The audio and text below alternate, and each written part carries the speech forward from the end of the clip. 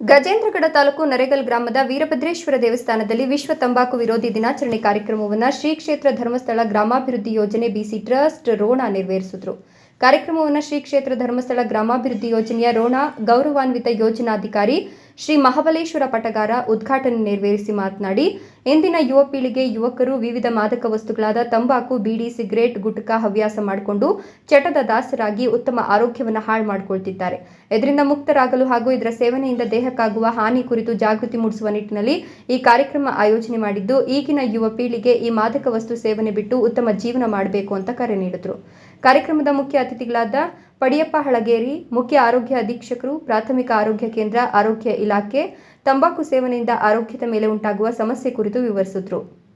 ಮುಖ್ಯ ಅತಿಥಿಗಳಾದ ಮುತ್ತಣ್ಣ, ಆರೋಗ್ಯ ಇಲಾಖೆ ನರೇಗಲ್ ಇವರು ವಿವಿಧ ಮಾದಕ ವಸ್ತು ಸೇವನೆಯಿಂದ ಕ್ಯಾನ್ಸರ್ ರೋಗ ಬರುವ ಲಕ್ಷಣ, ನಂತರದ ಪರಿಣಾಮ ಕುರಿತು ವಿವರಿಸಿದರು. ಕಾರ್ಯಕ್ರಮದ ಸಂಪನ್ಮೂಲ ವ್ಯಕ್ತಿಯಾಗಿರುವ ಸಂಗೀತ, ಆರೋಗ್ಯ ಇಲಾಖೆಯವರು ಮಹಿಳೆಯರ ಆರೋಗ್ಯದ ಕುರಿತು ಮಾಹಿತಿ ಕೊಟ್ಟರು. ಈ ಸಂದರ್ಭದಲ್ಲಿ ಗ್ರಾಮದ ಮುಖಂಡರಾದ ಬಸನಗೌಡ ಲಕ್ಕನಗೌಡರು, ಬಾಳಪ್ಪ, ಸೋಮಗೊಂಡ, ಶಂಭುಲಿಂಗ, ಕೃಷಿ ಮೇಲ್ವಿಚಾರಕರು ಯತಿರಾಜು, ವಲಯದ ಮೇಲ್ವಿಚಾರಕರು, ಕಾರ್ಯಕ್ಷೇತ್ರದ ಸೇವಾ ಪ್ರತಿನಿಧಿಗಳಾದ ಸುಮಲತಾ, ಸುಮಹರಟ್ಟಿ, ಸಾವಿತ್ರಿ, ಪುಷ್ಪಲತಾ, ಒಕ್ಕೂಟದ ಪದಾಧಿಕಾರಿಗಳು, ಪ್ರಗತಿ ಬಂಧು ಸ್ವಸಹಾಯ ಸಂಘಗಳ ಸದಸ್ಯರುಗಳು, ಗ್ರಾಮದ ಸದಸ್ಯರು ಉಪಸ್ಥಿತರಿದ್ದರು.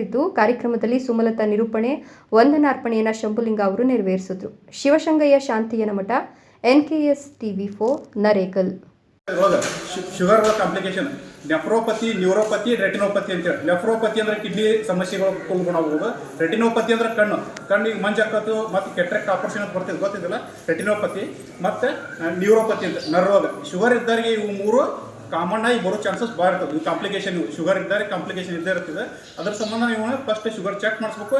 ಹಂಗೇನು ನಮಗೆ ಶುಗರ್ ಮತ್ತು ಈಗ ಹಾರ್ಟಿನ್ ಅಂತೀವಿ. ಹಾರ್ಟಿಂದ ಎಲ್ಲರಿಗೂ ಗೊತ್ತಿರಬೇಕು. ಈ ಸದ್ಯಕ್ಕೆ ಈ ಸದ್ಯಕ್ಕೆ ಸಡನ್ 2 ವರ್ಷದಿಂದ ಪುನೀತ್ ರಾಜ್ಕುಮಾರ್ ಇಲ್ಲಿ ಇದಾದಗಳನ್ನ ಗೊತ್ತಾಗಿಲ್ಲ, ಅವ್ರು ಹ್ಯಾಂಗ್ ಸತ್ರು ಏನಂತ ಗೊತ್ತಾಗಿಲ್ಲ. ಅದ್ರ ಸಂಬಂಧ ನಾವು ವರ್ಷಕ್ಕೆ ಒಮ್ಮೆ ಅಥವಾ 2 ಗರಿಯಾರ ಹಾರ್ಟಿನ ತಪಾಸ್ಬೇಕು. ECG ಅಂತ ಬರ್ತೀವಿ ನೋಡಿ. ಇಂಥಲ್ಲಿ ಲೀಡ್ಸ್ ಎಷ್ಟು ಪೇನ್ ಅಂತ ಗೊತ್ತಿರ್ಬೇಕು ನಿಮ್ಗೆ ಎಲ್ಲರಿಗೂ. ಈ ಸದ್ಯಕ್ಕೆ ಹಾರ್ಟ್ ಪೇನ್ ಅಂತ ಬಂದಿರ್ತಾರೆ ಭಾಳ ಮಂದಿ. ಸದ್ಯಕ್ಕೆ ಎಲ್ಲರೂ ಹಾಗೆ ಈ ಸಮಸ್ಯೆ ಆಗೋದು ಬರೀ ಇದು ಬೇಡಗಳು ಸಡನ್ನಾಗಿ ಏನು ಕುಸಿದು ಬಿದ್ದು ಎಷ್ಟೋ ಮಂದಿ ಆಗ್ತಾರೆ. ಈ ಸದ್ಯಕ್ಕೆ ಮಟ್ಟಿಗೆ ಒಂದು 10% ಈ ಸದ್ಯಕ್ಕೆ ಜಾಸ್ತಿ ಆಗಿದೆ. ಈ ಸದ್ಯಕ್ಕೆ ರೀಸೆಂಟಾಗಿ ಒಂದು 5 to 10 years ಒಳಗೆ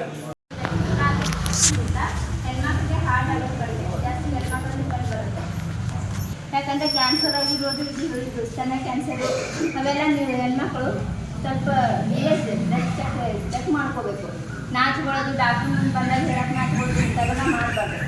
ಈಗೆಲ್ಲ ಮೊದಲಿನ ಕಾಲ ಹೋಗೈತಿ, ನಾಚ್ಕೊಳ್ಳೋದು ಬಿಡಬೇಕು. ಸರಿಯಾಗಿ ನಿಮ್ಗೆ ಏನು ಸಮಸ್ಯೆ ಇರುತ್ತೆ, ಇವಾಗ ನಾವೆಲ್ಲರ ಇದು ಅಡ್ಡಾಡ್ತಿರ್ತೀವಲ್ಲ, ಅವಾಗ ನಮ್ಮ ಮುಂದೆ ಹೇಳ್ಕೊಂಡ್ರೆ ಅದು ಗೊತ್ತಾಗುತ್ತೆ. ಅದು ಜಾಸ್ತಿ ಬರೋದು ಅದರಿಂದ ಸ್ವಚ್ಛತೆ ಕಡಿಮೆ ಇರೋದ್ರಿಂದ.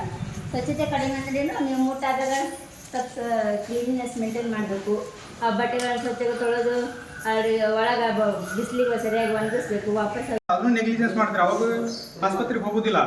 ಅವ್ರೇನು ಮಾಡ್ತಾರೆ, 3rd, 4th ಸ್ಟೇಜ್ ಅದು ಹೋದ್ಮೇಲೆ ಏನಾಗ್ತದೆ, ಅದು ಕ್ಯಾನ್ಸರ್ ಅಂತ ಗೊತ್ತಾದ್ಮೇಲೆ ಅವ್ರಿಗೆ ಅದು ಅವಲೇ ಕ್ಯೂರ್ ಆಗಲಿಕ್ಕೆ ಸ್ವಲ್ಪ ಟೈಮ್ ಹಿಡಿತದೆ. ಬಟ್ ಕ್ಯೂರ್ ಆಗ್ಬೋದು 50%. ಹೌದಾ?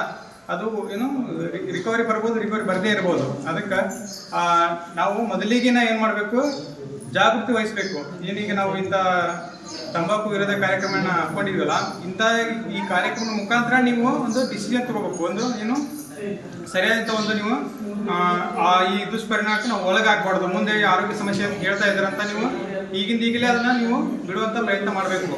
ಹೌದಾ? ಈಗ ತಂಬಾಕು ನೋಡಿರಲ್ಲ, ತಂಬಾಕು ಏನು ಅಗಿತೀರಾ? ಹೌದಾ? ಯಾರಿಗಾದ್ರೂ ಈಗ ತಂಬಾಕು ಅಗಿತಾರ, ಬಟ್ ನೀವು ಬೇರೆದವ್ರಿಗೆ ಇದು ಅಫೆಕ್ಟ್ ಆಗ್ತೈತ್ರಿ. ತಂಬಾಕು ಒಬ್ರಿಗೆ ಆಗಲ್ಲ. ಇದು ಈಗ ಬಿಡಿ ಸಿಗರೇಟ್ ಸೇತಾರಲ್ಲ, ಒಬ್ರಿಗೆ ಆಗೋದಿಲ್ಲ. ಇದು ಗೊತ್ತಾಯ್ತ್ರಿ, ಬೇರೆದವ್ರಿಗೆ ಅಫೆಕ್ಟ್ ಆಗ್ತೈತಿ. ಈ ಬಿಡಿ ಸೇತಾರಲ್ಲ, ಇವರು ಆಕ್ಟಿವ್ ಸ್ಮೋಕರ್ ಅಂತ ಹೇಳ್ತೀವಿ. ಗೊತ್ತಾಯ್ತ್ರಿ, ಕೇಳಿಲಿ. ಸ್ಮೋಕರ್ ಇದು ಸಿಗರೇಟ್ ಸೇತಾರಲ್ಲ, ಅವ್ರು ಬಾಜು ಇರ್ತಾರಲ್ರಿ ಹೊಗೆ ತಗೊಳ್ಳೋರು. ಯಾಕೆಂದ್ರೆ ಅವ್ರು ಶುದ್ಧವಾದ ಹೊಗೆ ತೊಗೊಂಡ್ರೆ ಬಾಜು ಇದ್ದಾರೆ. ಶುದ್ಧವಾದ ಗಾಳಿ ತೊಗೊಂಡ್ರೆ ಅವರು ಸೇದಿದ ಮುಖಾಂತರ ತೊಗೊಂಡ್ರು. ಈಗೇನ ಪಬ್ಲಿಕ್ಗೆ ನಾವು ಮೊನ್ನೆ ಒಂದು ಇದು ಮಾಡಿದ್ವಿ, ರೈಡ್ ಮಾಡಿದ್ವಿ. ನಮ್ಮದು ಜಿಲ್ಲಾ ಸಮೀಕ್ಷಾಧಿಕಾರಿಗಳಿಂದ ಬಂದಿದ್ರು, ಕುಟುಂಬ ಕಲ್ಯಾಣ ಅಧಿಕಾರಿಗಳಿಂದ ಬಂದಿದ್ರು. ಅವರು ಎಲ್ಲ ಬಿಡಿ ಏನು ತಂಬಾಕು ಸಿಗರೇಟ್ ಸೇರ್ತಾರಲ್ಲ ಆ ಅಂಗಡಿ ಒಳಗೆ ನಾವು ರೈಡ್ ಮಾಡಿದ್ವಿ.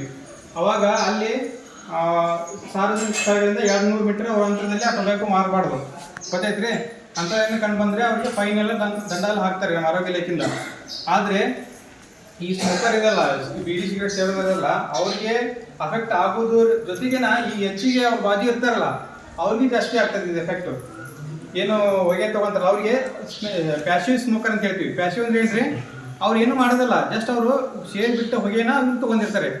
ಅದು ಸಮ್ ಡೇಸ್ ಒಂದಿಷ್ಟು